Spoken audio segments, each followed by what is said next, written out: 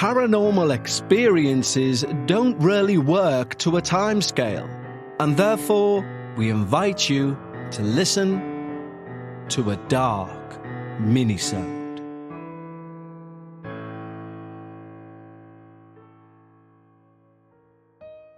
Hello everyone, and welcome back to our second half of the season for our dark minisodes.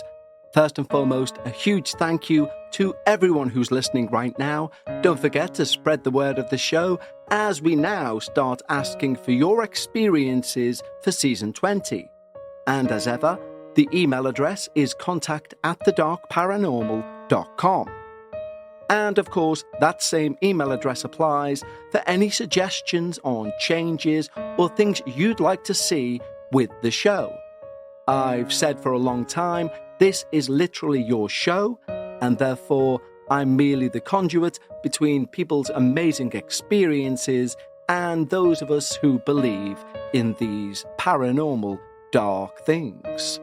As ever, a huge thank you to all of our wonderful team over at Patreon who literally allow this show to go out for free for everyone. They keep the blood of the show pumping, and of course for that, they get early access ad-free releases to everything on this feed and can gain access to the Patreon-only podcast Dark Bites, which goes out each and every Sunday of the year, even on the downtime between seasons. So, between season 19 and 20, we of course take a few weeks break, but for our Patreons, there is no let up, there is no turning on of the lights for a light breather. They receive paranormal content 52 weeks of the year, and also that back catalogue of Dark Bites episodes and experiences that you won't have heard, over 100 hours worth for you to binge at your leisure.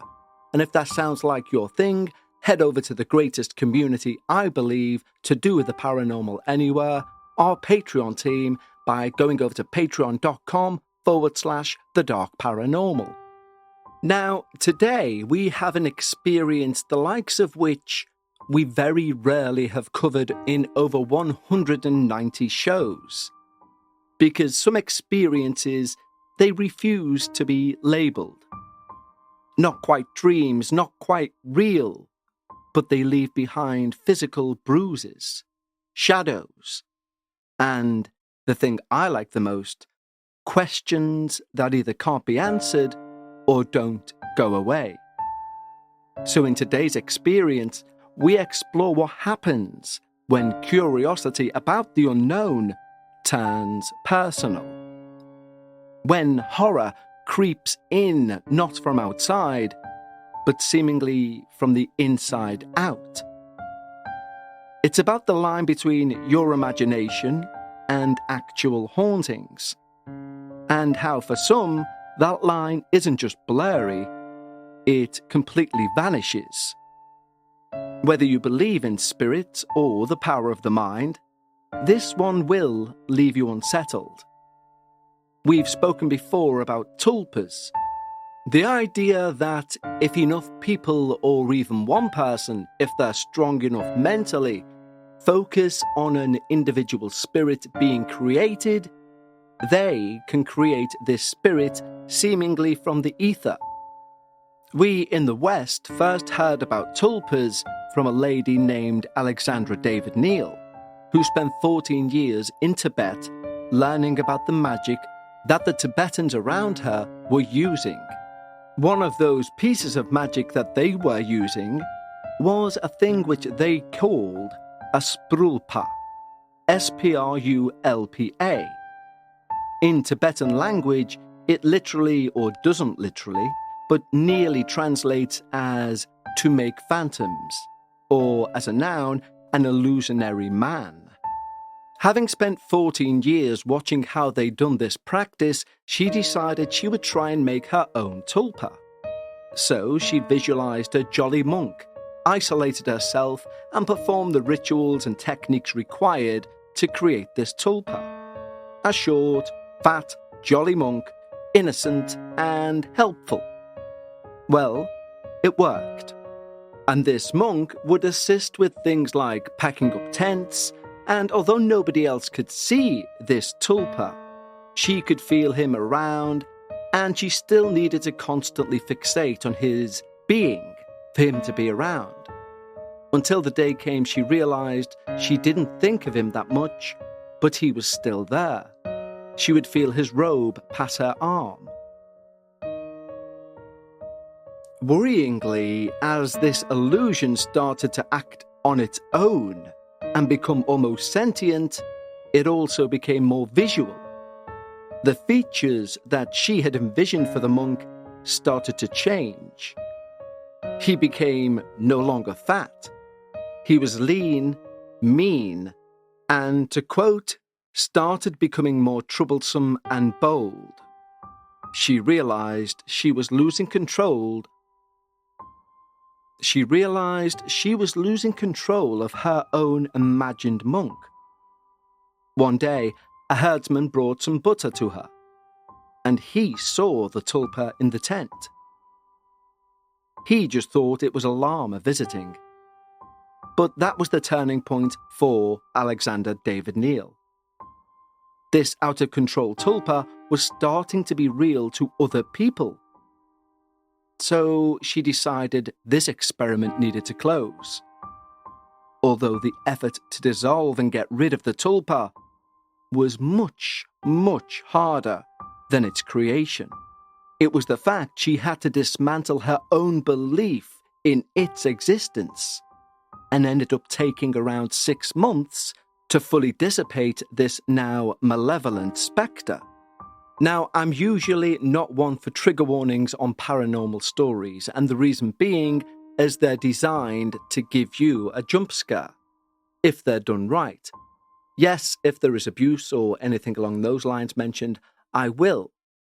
But it's very rare that I will give a trigger warning on a story I'm about to say, and that's because I want you guys to feel exactly what the experiencer felt in terms of shock, in terms of disbelief, when those things take place. Those things which are terrifyingly paranormal in nature. But I do so with good reason about the following story. Because when it comes to dealing with tulpas, you're dealing with something literally that the more attention you pay it, the more you think about it, the more likely you are to create it. So, after listening to this episode, maybe go for a drive, go for a run, go and have a meditate, do whatever you need to do to clear the experience from your mind. And try not to dwell on it. People have made billions of pounds with self-help books about manifesting things into your life, by focusing and constantly reaffirming things to yourself, and these things will come into your life. And there are strong, ardent believers in that. Well, as I always say, you can't have black without white. And that's why the subject of tulpas does scare me. So anytime I read a tulpa story, or something reminiscent of one, I also try to forget that story once it's told. So please join me as we hear all about Tinker, Tailor, Tulpa, why? Hi Kevin. I've contemplated for over an hour now as to how I should begin this paragraph and how to put my experiences into words as best allowed in my vocabulary. Caution advised, there is a brief mention of murder, and I haven't given any names since it doesn't really matter. All I could come up with is that my life, from kid to adulthood, could be described as a circumstantial and psychologically motivated paranormal roller coaster. One can never pinpoint a single instance in my life and say with complete certainty that this is in fact a paranormal experience. My experiences per se will give you a very strong sense that this could very easily happen under normal reality. But it does also dangle you on the verge of what if. I myself had these logical doubts about the many experiences you've narrated over real individuals out in the world, which is why I decided to be more of a believer and open myself to judgment from them. If anyone would like to explain these experiences with their purview, I'm eager to know. Both my husband and mother brushed these events off, stating them to be just my imagination, being incapable of fathoming the spine-freezing moments I was subjected to. As a child, I was always very curious about the paranormal, and anything that was spooky or ghostly. I would be very eager to be frightened by the unexplainable sounds around the house, or to find a hidden door somewhere, or to just have a nightmare. I wasn't very scared of these things as a kid, and I thought it was just entertainment.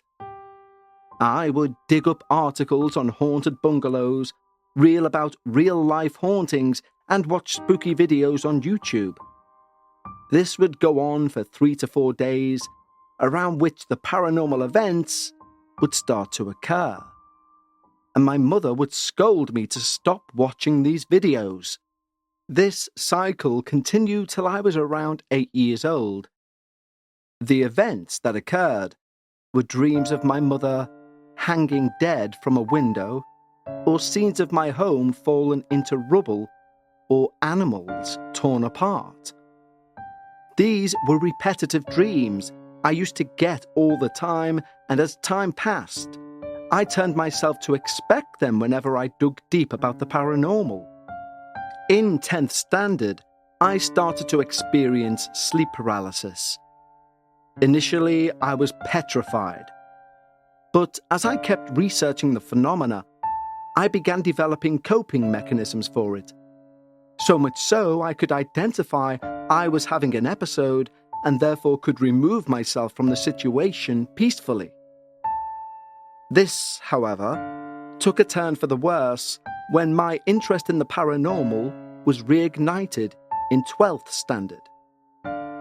I'd started to pen down short horror stories for fun. Around this time, my sleep paralysis demon started showing up. It was a frail, washed-out body of my deceased grandmother. Hair that ran down to her feet. Initially, she would just stare at me from a corner of the doorframe. But as the days progressed and I refused to stop writing, these dreams started to take a physical form. Whenever she tried to hit me or scratch me or pull my hair in a dream, I would feel it in the physical world. I would wake up with minor bruises, scratches on my body, and they'd burn.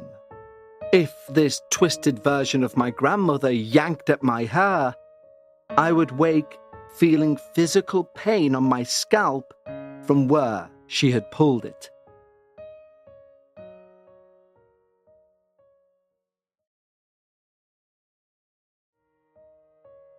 Of course, I shared this with my mother, but she told me to stop writing, saying, "Do that and everything will just be fine." These dreams became so real that during the day when I would be doing my homework, I would spot the same woman from the corner of my eye. I would freeze up, not knowing how to react, because no one told me what this was, nor what to expect. All they told me was to ignore it, and it will go away, which is what I did. I ignored it, and it disappeared. Around this time, a small boy, my age, began to show up as well. He wasn't evil. In fact, he would play around with my eraser whilst I studied, and made it disappear, then magically reappear later. I never took the boy seriously or paid attention to what he did or where he was, since he never harmed me.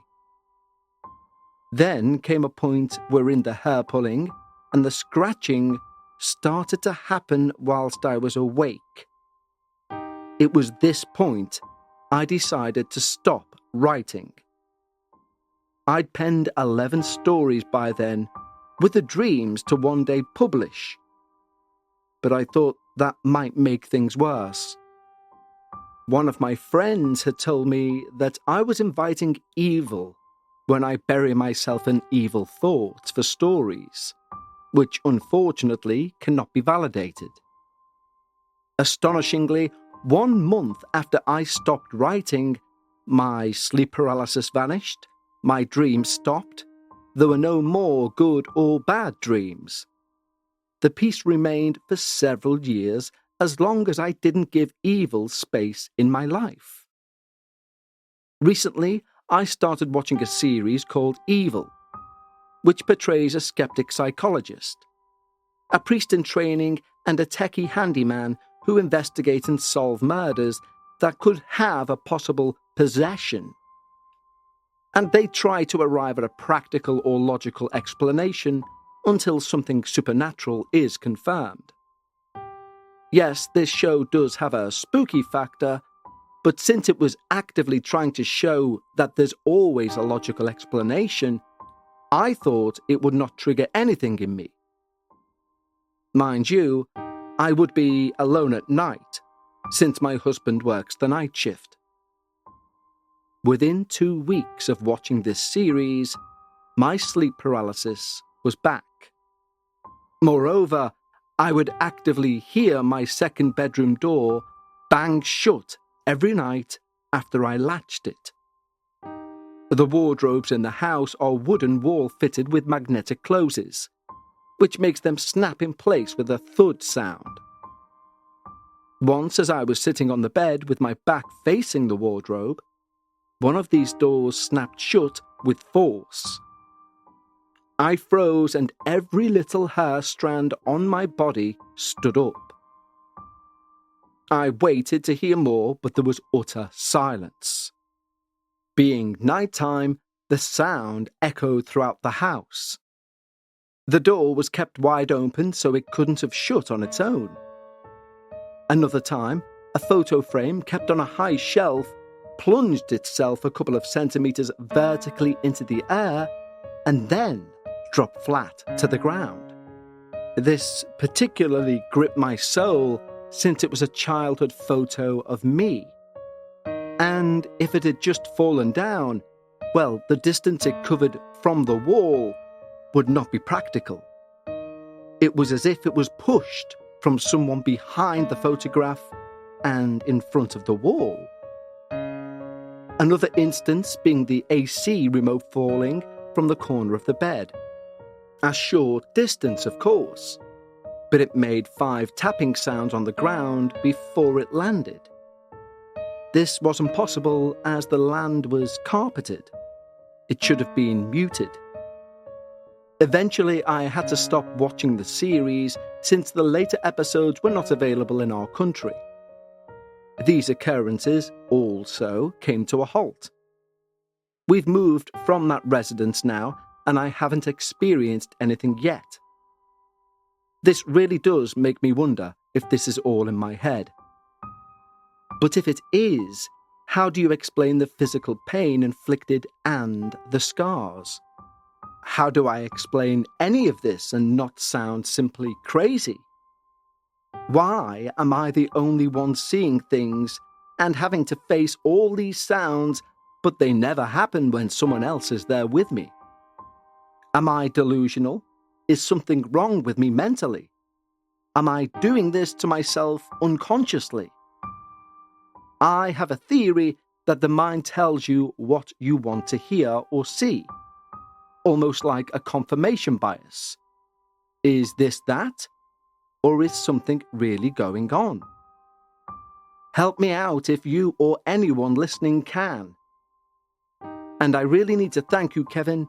Your show has given me the courage to speak about my crazy. And I've never felt accepted like this, even though I don't know anyone here. Best wishes from India. Wow. Well, firstly, thank you so much for your email. It is an astonishing story. It is the perfect example of a minisode for me. Our Patreons will tell you I love our Dark Bite series, which features many shorter stories because they often leave what you have left us with there, a mystery, several jump-off points to go and investigate further. I think the questions you ask at the end of your email are not only perfectly logical questions to ask yourself in that situation, they to me are also validators of your experience. Now, you do ask what my opinion is, and of course what our listeners' opinion is too. But I can only say from my point of view, I don't think you're delusional, I don't think you're crazy, I don't think you're unconsciously doing this to yourself. I do think you have summoned or developed a tulpa. It may be the energies in either your family line, yourself, or the house you were in at the time, but you definitely seem to have some form of ability to not necessarily put pen to paper and it becomes reality, but more to open a door, like your friend suggested. I am a full believer in the tulpa, and I think it's one of the most terrifying ideas or theories out there in terms of the spirit world, because it's the whole pink elephant situation. Don't think of a pink elephant, you think of a pink elephant. Imagine if it was something in the spirit world causing malevolence in your own home, and you were told to fix it, don't think about it. I'm sorry, but I would be feeding into that thing daily, and God knows what the result would be. But someone telling me to simply stop thinking about it would not work with me. And that's why I do always put trigger warnings around anything to do with a tulpa-esque situation, because our minds are arguably the most terrifying things, and that's without any sort of spirit involvement.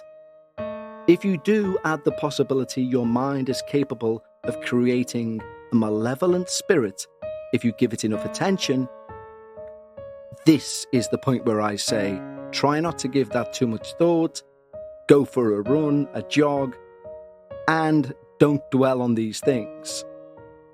But to our writer, and I apologise, I'm unsure if your name is India, you're from India, and you haven't given your name and wish to remain anonymous. But I will say thank you so much for such a wonderful, dark minisode to kick us into the second half of season 19. And don't forget, guys, if you have your own experience, like our submitter today, take courage from them and sit down for 5 minutes and send in your email. Because the one thing we guarantee, be it on a minisode, a main episode, or even on Dark Bites for our Patreons, we will put your experience in front of ears. Because this is not some sort of situation, I just want to get content. I want to share experiences of the paranormal so I learn as much as you learn. And believe me, although that was never my intention initially, I'm so happy and grateful that this is now happening week on week. So please send your experiences, no matter the length, to contact@thedarkparanormal.com, and you might find yourself as a subject of a minisode, a full episode of The Dark Paranormal, or sending me and our wonderful Patreons down the pathways we love to go and explore and think about theories regarding. So once more, contact@thedarkparanormal.com. And until next time, stay safe and take care.